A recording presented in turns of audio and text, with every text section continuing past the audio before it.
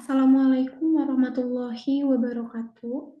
Selamat pagi semuanya, salam sejahtera untuk kita semua. Marilah kita panjatkan ungkapan syukur kepada Allah Subhanahu wa Ta'ala, karena berkat rahmat-Nya kita bisa melaksanakan presentasi kali ini. Perkenalkan, nama saya Murni Puspadewi, kelas D7, Prodi Manajemen dari Universitas Insan Cendekia Mandiri. Presentasi ini diajukan sebagai salah satu tugas mata kuliah Customer Relationship Management atau pengelolaan hubungan pelanggan. Pada kesempatan kali ini, saya akan mempresentasikan materi tentang proses Customer Relationship Management atau CRM. Materi yang akan saya sampaikan terdiri dari yang pertama itu ada definisi CRM, yang kedua ada komponen utama CRM, yang ketiga ada manfaat CRM bagi bisnis, yang keempat ada tahapan proses CRM, yang kelima ada tantangan dalam implementasi CRM, dan materi yang keenam adalah strategi mengoptimalkan CRM untuk keunggulan kompetitif. Dalam era persaingan bisnis yang semakin ketat, pelanggan menjadi aset yang paling berharga bagi setiap organisasi. Kemampuan untuk menarik, mempertahankan, dan mengembangkan hubungan yang positif dengan pelanggan secara singkat, signifikan, mempengaruhi keberhasilan dari berkelanjutannya bisnis. Customer Relationship Management atau CRM muncul sebagai pendekatan strategis yang memungkinkan organisasi untuk mengelola interaksi data pelanggan di seluruh siklus hidup pelanggan dengan tujuan untuk meningkatkan kepuasan, loyalitas, probabilitas. Proses CRM yang efektif bukan hanya tentang implementasi teknologi, tetapi juga melibatkan pemahaman mendalam tentang kebutuhan pelanggan, penyesuaian proses bisnis, dan pemberdayaan karyawan untuk memberikan pengalaman pelanggan yang unggul. Dalam presentasi ini, saya akan membahas secara rinci bagaimana tahapan-tahapan dalam proses CRM, pentingnya setiap tahapan, dan bagaimana organisasi dapat mengoptimalkan proses ini untuk mencapai tujuan bisnis mereka.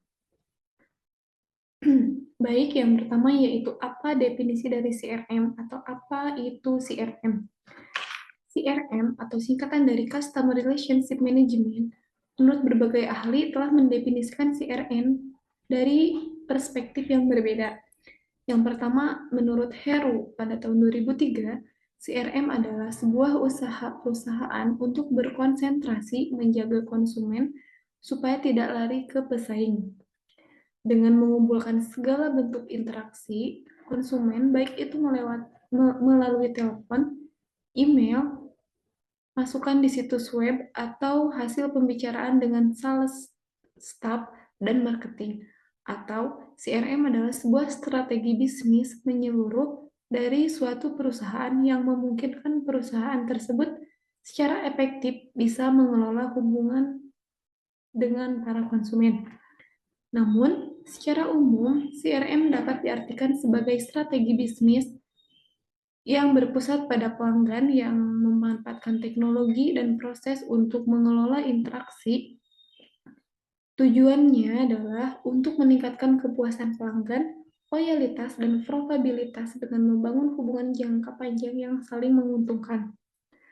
Atau bisa juga didefinisikan sebagai suatu hubungan pelanggan atau suatu strategi pemasaran yang dilakukan oleh perusahaan untuk meningkatkan pelanggan atau konsumen agar tetap membeli produk atau jasa mereka. Nah, kemudian apa saja fungsi dan tujuan CRM? Yang pertama, itu untuk mengelola komunikasi pelanggan.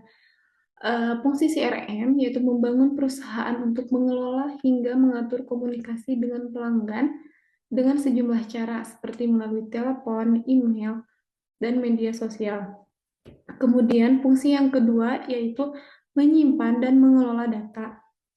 Customer Relationship Management berfungsi untuk menyimpan semua informasi mengenai pelanggan, seperti alamat, nama, nomor telepon, dan sejarah belanja. Fungsi yang ketiga yaitu menganalisis data pelanggan. Fungsi yang ketiga untuk menganalisis data pelanggan atau untuk mengetahui lebih banyak tentang kebutuhan dan preferensi dari pelanggan. Fungsi yang keempat yaitu mengelola program loyalitas. Seperti contohnya diskon ke pelanggan setia atau memberikan hadiah kepada pelanggan. Fungsi yang kelima yaitu menyediakan layanan pelayanan pelanggan lebih baik. Eh, Contohnya, memberikan akses informasi ke staf layanan pelanggan agar bisa menangani sejumlah masalah atau pertanyaan dari pelanggan dengan baik. Komponen utama CRM. CRM melibatkan 3 komponen utama yang saling terkaitan atau saling berkaitan. Yang pertama ada orang atau people.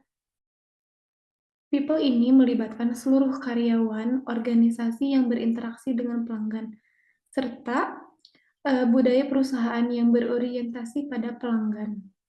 Yang kedua yaitu proses atau proses, mencakup semua alur kerja dan prosedur yang dirancang untuk mengelola interaksi pelanggan di seluruh siklus hidup. Yang ketiga ada teknologi. Teknologi ini merujuk pada perangkat lunak dan sistem CRM yang digunakan untuk mengumpulkan, menyimpan, menganalisis, dan mendistribusikan informasi pelanggan. Baik, berikutnya ada siklus hidup pelanggan atau customer life cycle.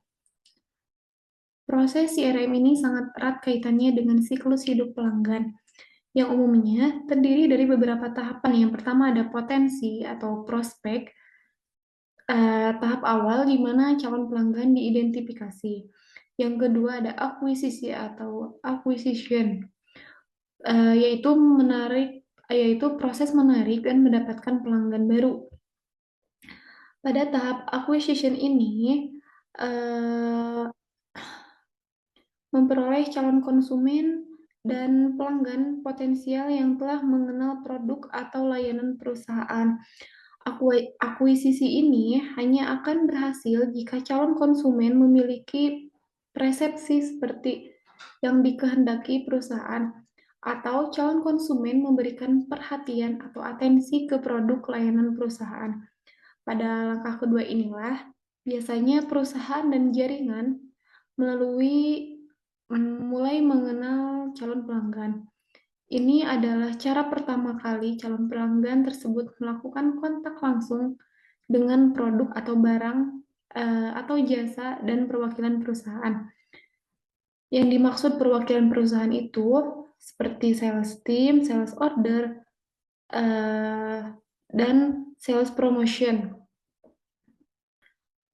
Bisa juga mereka yang berada di frontliner. Pada tahap acquisition ini, seluruh tim sales dan marketing akan dengan gencar melakukan aktivitas penjualan di pemasaran. Atau dikenal juga tahap ini merubah warm customer menjadi host customer yang setiap memasuki tahap couple. Yang ketiga, ada pengembangan atau development. Tahap yang ketiga ini, upaya untuk meningkatkan nilai pelanggan melalui penjualan silang atau cross-selling dan penjualan atas upselling. Yang keempat ada retensi atau retention, upaya ini untuk mempertahankan pelanggan yang sudah ada. Kemudian yang kelima ada kehilangan atau attrition, tahap di mana pelanggan berhenti berinteraksi dengan perusahaan. Baik, yang selanjutnya yaitu ada jenis-jenis CRM. Yang pertama ada CRM operasional. CRM operasional ini dirancang untuk mengoptimalisasikan dan meningkatkan efisiensi proses bisnis harian yang melibatkan pelanggan. Ini termasuk penjualan, pemasaran, dan layanan pelanggan. Dengan CRM operasional, kita dapat mengelola interaksi pelanggan secara lebih efisien dan memastikan bahwa semua informasi pelanggan disimpan dan dapat diakses dengan mudah oleh tim yang membutuhkan. Yang kedua, ada CRM Analytics.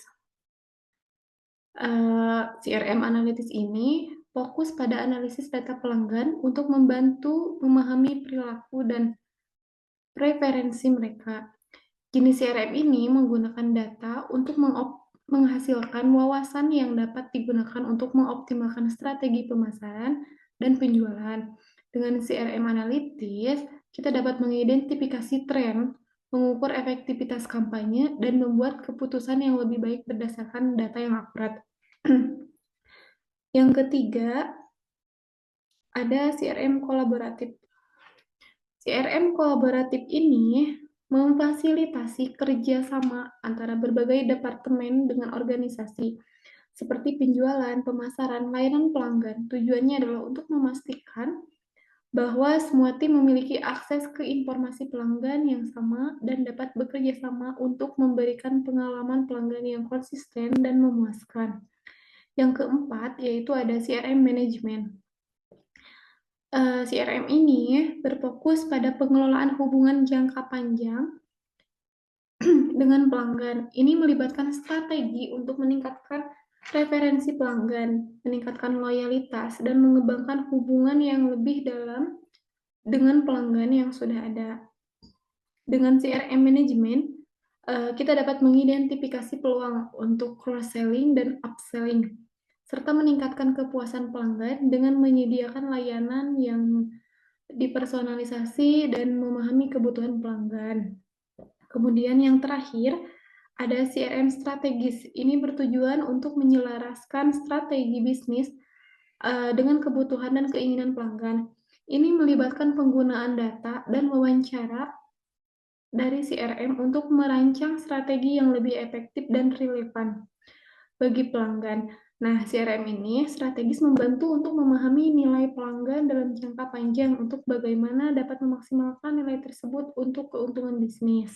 Nah, selanjutnya ada proses Customer Relationship Management atau CRM. Yang pertama yaitu ada identifikasi pelanggan. Pada tahap ini, proses CRM dapat mengidentifikasi siapa pelanggan Anda. Ini melibatkan pengumpulan informasi tentang pelanggan seperti nama, informasi kontak, demografi, atau preferensi. Nah, sumber informasi dapat berasal dari berbagai saluran, termasuk interaksi langsung, formulir pendaftaran, atau situs web dan media sosial. Segmentasi pelanggan berdasarkan karakteristik tertentu juga merupakan bagian penting dari tahap ini, memungkinkan organisasi untuk memahami kebutuhan dan perilaku kelompok pelanggan yang berbeda. Yang kedua, yaitu ada akuisisi pelanggan atau customer acquisition. Setelah pelanggan potensial diidentifikasi, tahap selanjutnya adalah mengakuisisi mereka menjadi pelanggan yang aktif. Ini melibatkan berbagai strategi pemasaran dan penjualan yang dirancang untuk menarik perhatian calon pelanggan, membangun minat, dan meyakinkan mereka untuk melakukan pembelian pertama.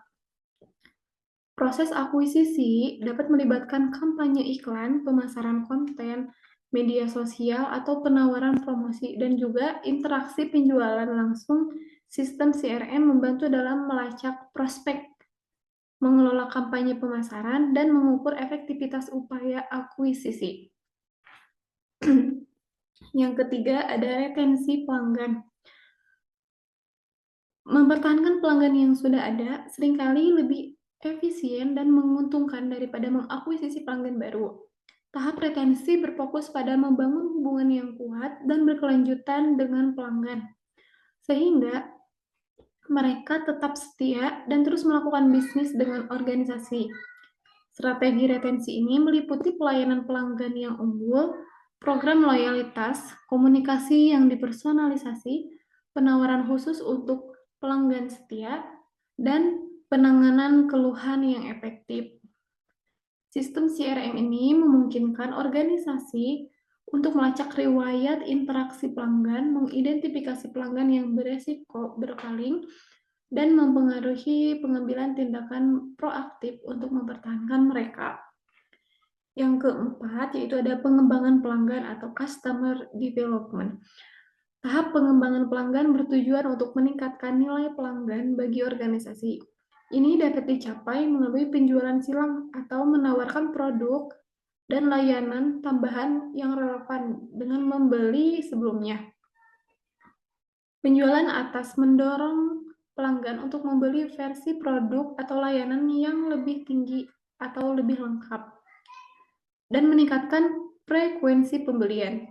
Pemahaman yang mendalam tentang kebutuhan dan preferensi pelanggan yang difasilitasi oleh CRM memungkinkan organisasi untuk menawarkan produk dan layanan yang tepat pada waktu yang tepat. Kemudian yang kelima ada pengelolaan layanan pelanggan atau customer service management. Layanan pelanggan yang efektif merupakan bagian integral dari proses CRM. Tahap ini melibatkan penyediaan dukungan dan bantuan kepada pelanggan melalui berbagai saluran, seperti telepon, email, atau obrolan langsung, dan media sosial. Sistem CRM membantu dalam melacak pertanyaan dan keluhan pelanggan, mengelola tiket layanan, dan memastikan bahwa masalah pelanggan diselesaikan dengan cepat dan efisien. Layanan pelanggan yang baik tidak hanya meningkatkan kepuasan pelanggan, tetapi juga membangun kepercayaan dan loyalitas. Yang keenam ada analisis CRM. Data pelanggan yang dikumpulkan melalui sistem CRM merupakan aset berharga yang dapat dianalisis untuk mendapatkan wawasan yang lebih dalam tentang perilaku pelanggan, tren pasar, dan efektivitas upaya CRM. Nah, analisis CRM melibatkan penggunaan berbagai alat dan teknik untuk mengidentifikasi pola, tren, dan peluang. Wawasan ini dapat digunakan untuk meningkatkan pengambilan keputusan, menyesuaikan strategi pemasaran dan penjualan, meningkatkan layanan pelanggan, dan mengoptimalkan seluruh proses CRM. Yang ketujuh ada analisis CRM atau Evaluation and Improvement. Nah, proses CRM bukanlah inisiatif satu kali, tetapi merupakan siklus berkelanjutan yang memerlukan evaluasi dan meningkatkan secara teratur. Organisasi perlu memantau kinerja CRM. Nah, mengukur keberhasilan dan mencapai tujuan yang ditetapkan. Kemudian mengidentifikasi era di mana perbaikan dapat dilakukan. Metrik kunci seperti tingkat kepuasan pelanggan, tingkat preferensi pelanggan, dan nilai umur pelanggan. Kemudian, ada implementasi dan tantangan proses CRM. Yang pertama ada definisi tujuan dan strategi CRM. Ini untuk menentukan tujuan bisnis yang ingin dicapai melalui CRM dan mengembangkan strategi yang sesuai. Kemudian yang kedua ada pemilihan teknologi CRM.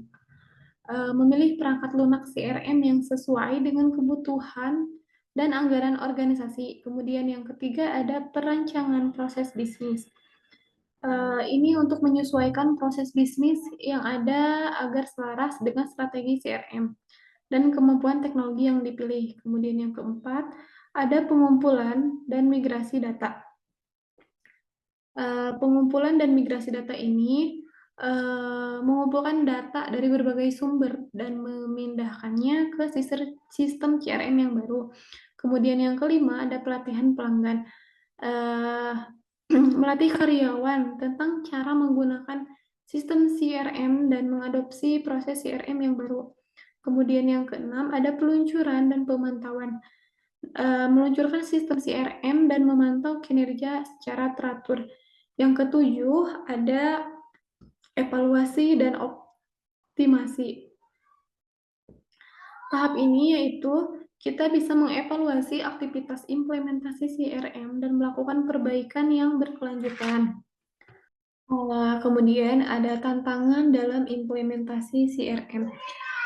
Meskipun memiliki banyak manfaat, implementasi CRM juga dapat menghadapi berbagai tantangan. Yang pertama antara lain kurangnya dukungan dari manajemen puncak. Tanpa komitmen dan dukungan dari manajemen, inisiatif CRM sulit untuk berhasil.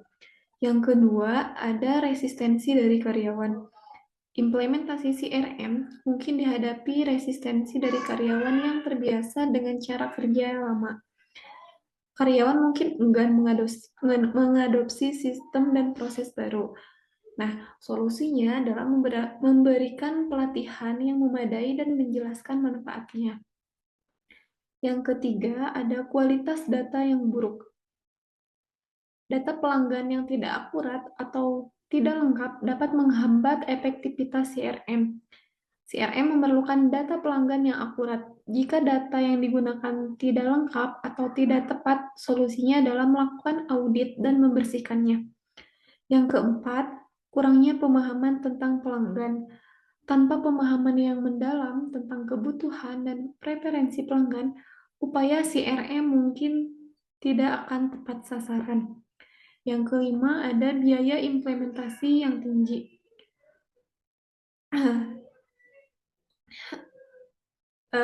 Pemeliharaan sistem CRM dapat memerlukan investasi yang signifikan.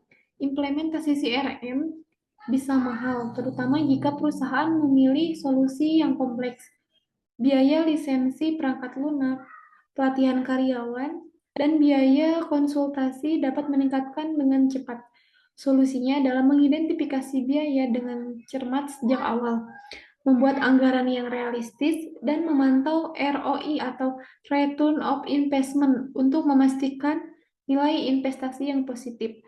Yang keenam, ini ada perubahan proses yang signifikan. Implementasi CRM seringkali memerlukan perubahan mendasar dalam proses bisnis yang dapat menimbulkan tantangan. Implementasi CRM seringkali melibatkan perubahan dalam proses bisnis yang ada. Beberapa departemen atau tim mungkin menemui kesulitan dalam mengadopsi perubahan ini. Solusinya adalah memberikan pelatihan dan dukungan yang diperlukan, serta menjelaskan manfaat perubahan tersebut. Nah, kesimpulannya adalah CRM bukan lagi sekedar pilihan, melainkan keharusan bagi organisasi yang ingin sukses dalam lingkungan bisnis yang kompetitif. Implementasi CRM yang efektif memungkinkan perusahaan membangun hubungan yang lebih kuat dengan pelanggan, meningkatkan efisiensi, mencapai keunggulan kompetitif yang berkelanjutan melalui komitmen organisasi dan perencanaan yang matang. Mungkin demikian beberapa hal yang bisa saya sampaikan. Sebelumnya, mohon maaf yang sebesar-besarnya apabila dalam penyampaian tadi mungkin ada kesalahan kata atau beberapa pernyataan yang tidak berkenan. Terima kasih. Semoga materinya bermanfaat. Assalamualaikum warahmatullahi wabarakatuh.